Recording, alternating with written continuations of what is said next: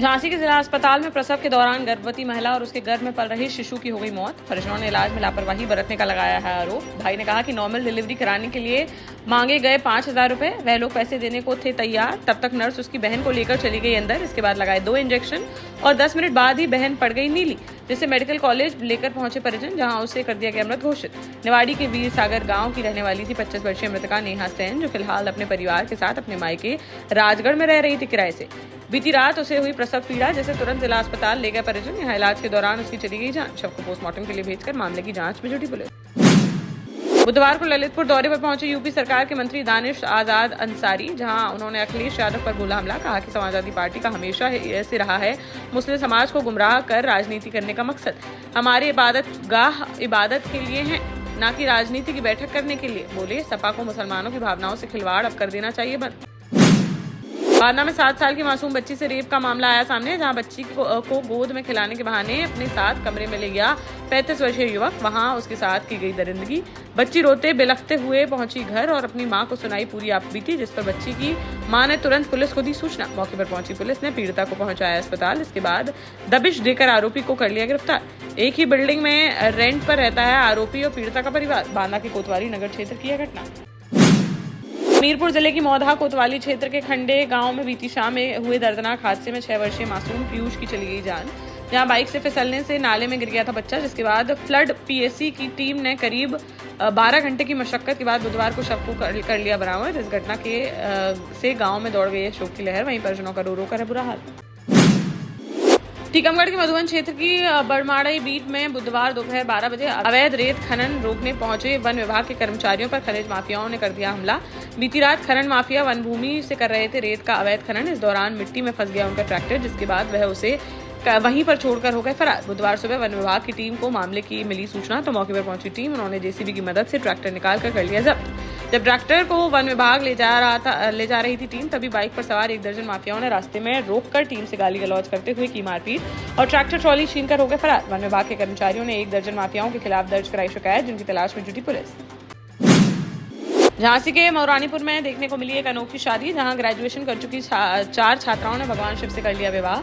शिवलिंग को पगड़ी पहनाकर नंदी के साथ लाई गई बारात। तिलक लगाकर बारात का पारंपरिक तरीके से किया गया स्वागत। फिर मंच पर दुल्हन बनी रेखा, वरदानी, कल्याणी और आरती ने शिवलिंग को पहनाई वरमाला और शिवलिंग के सामने 7 फेरों की तरह 7 वचनों का पालन करने की ली शपथ। इसके बाद आध्यात्म को समर्पित कर दिया अपना पूरा जीवन। मौरानीपुर के कुंज बिहारी पैलेस प्रजापिता ब्रह्म कुमारी आश्रम द्वारा कराया गया था इस अनोखी शादी का आयोजन, जो पूरे क्षेत्र में बनी चर्चाओं का विषय।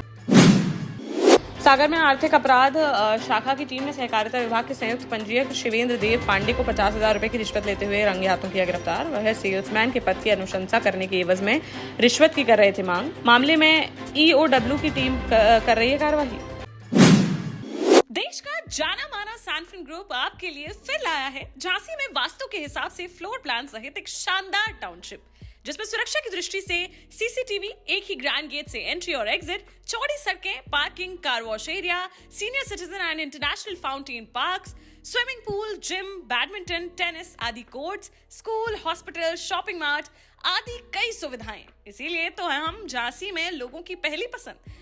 12 साल पहले अपने स्टार्टअप के साथ ही योग्य नेतृत्व, अनुभवी टीम और सक्षम सेंट्रलाइज और उत्तरदायी प्रबंधन के बल पर सबको घर गुणवत्ता के साथ समय पर घर की योजना के तहत सैनफिन समूह ने बहुत ही कम समय में 1500 से ज्यादा यूनिट्स को दिया है कब्जा।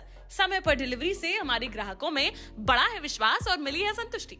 सैनफिन समूह ने बहुत कम समय में Sanfin Ashok city, green homes residency, green homes city, Sanfin Ashok valley, Delhi public school, Sanfin शाखा, केन सैनफिन अस्पताल सहित कई अन्य परियोजनाओं के साथ नई झांसी के निर्माण में स्थापित किया है एक बड़ा मुकाम। तो आप भी आज ही आइए अपने परिवार के साथ और कीजिए अपने सपने साकार।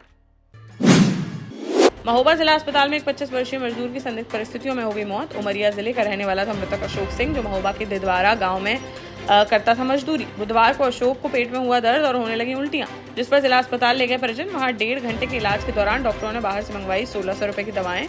इसके बावजूद अशोक की स्थिति में नहीं हुआ सुधार और उसकी हो गई मौत। मृतक के भाई ने इलाज में लापरवाही बरतने का लगाया आरोप और अस्पताल में हंगामा कर दिया शुरू। मौके पर पहुंचे सीएमएस ने मामले की जांच का आश्वासन देकर कराया शांत। जालौन नगर में एक युवती का बीच सड़क पर देखने को मिला हाई वोल्टेज ड्रामा, जहां बजाज एजेंसी के पास बीच सड़क पर डायल 112 की गाड़ी के सामने खड़ी हो गई एक युवती और देखते ही देखते उसने हंगामा करना कर दिया शुरू। मां और बेटी के बीच जमकर होने लगी कहासुनी। मौके पर मौजूद लोगों ने किसी तरह बीच बचाव कर शांत कराया मामला। युवती का आरोप है कि उसकी मां घर में बाहरी युवकों को बुलाकर उसकी करवाती है पिटाई। मंगलवार को भी आए थे कुछ युवक उसे मारने और घटना के बाद मौके से हो गए फरार। युवती का कहना है कि उसकी जान को बना हुआ है खतरा, इस पर उसने प्रशासन से सुरक्षा की लगाई गुहार। वहीं इस घटना का वीडियो सोशल मीडिया पर हो रहा है वायरल, जिसे संज्ञान में लेकर मामले की जांच में जुटी पुलिस। झांसी में करंट लगने से इकलौते बेटे की हो गई दर्दनाक मौत, जहां बरुआ सागर के नोटछीर गांव में रहने वाला 25 वर्षीय दीपक कुशवाहा बुधवार को खेत पर चलाने के लिए गया हुआ था पानी की मोटर। तभी मोटर चलाते वक्त उसको करंट का लग गया जोरदार झटका और बुरी तरह से झुलसकर उसकी मौके पर ही हो गई मौत। मौके पर पहुंचे परिजनों को मृत अवस्था में पड़ा मिला दीपक, जिसके बाद परिवार में मच गया कोहराम। ललितपुर में स्मार्ट मीटर का लगातार बढ़ता जा रहा है विरोध, जहां बुधवार को जिला उद्योग व्यापार मंडल ने स्मार्ट मीटर और बिजली दरों में वृद्धि के विरोध में किया प्रदर्शन और फिर उप जिलाधिकारी को सौंपा मुख्यमंत्री व ऊर्जा मंत्री संबोधित ज्ञापन।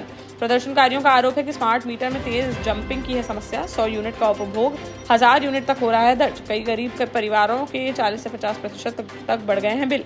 व्यापारियों का कहना है कि सरकार ने 2 ऐसी कंपनियों को दिया है ठेका, जिन्हें गोवा सरकार द्वारा किया जा चुका है ब्लैकलिस्ट।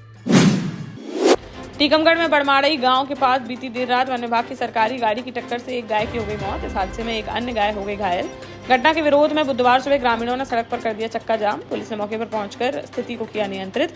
घटनास्थल से डीएफओ की नेम प्लेट और सरकारी गाड़ी की नंबर प्लेट हुई है बरामद, जिसको अपने कब्जे में लेकर आरोपी चालक के खिलाफ केस दर्ज करते हुए उसकी तलाश की शुरू। झांसी में बहन के घर जा रहे भाई की ट्रेन दुर्घटना में हो गई मौत। मृतक की दतिया के एरई गांव निवासी 33 वर्षीय मनोज केवट के रूप में हुई पहचान।